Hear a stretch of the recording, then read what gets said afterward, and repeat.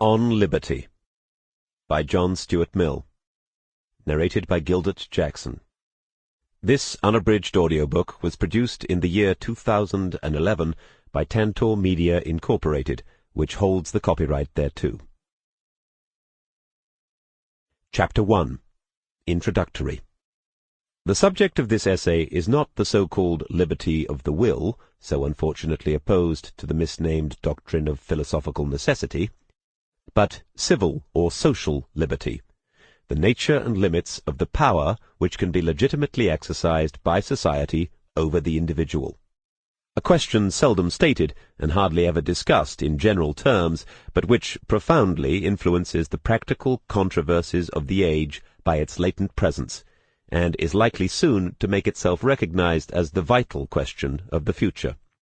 It is so far from being new that in a certain sense it has divided mankind almost from the remotest ages. But in the stage of progress into which the more civilized portions of the species have now entered, it presents itself under new conditions, and requires a different and more fundamental treatment.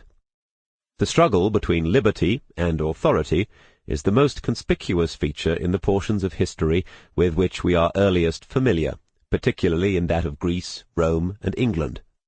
But in old times this contest was between subjects, or some classes of subjects, and the government. By liberty was meant protection against the tyranny of the political rulers. The rulers were conceived, except in some of the popular governments of Greece, as in a necessarily antagonistic position to the people whom they ruled.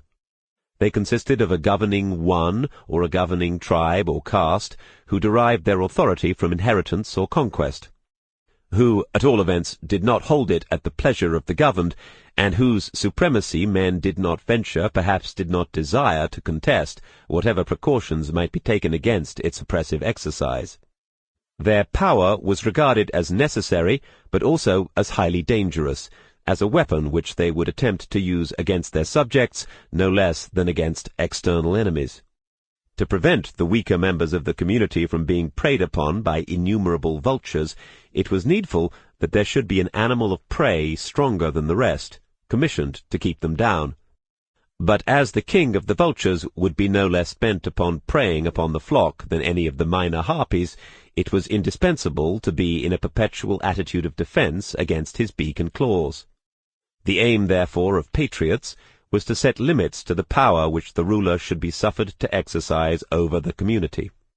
And this limitation was what they meant by liberty. It was attempted in two ways. First, by obtaining a recognition. Sample complete.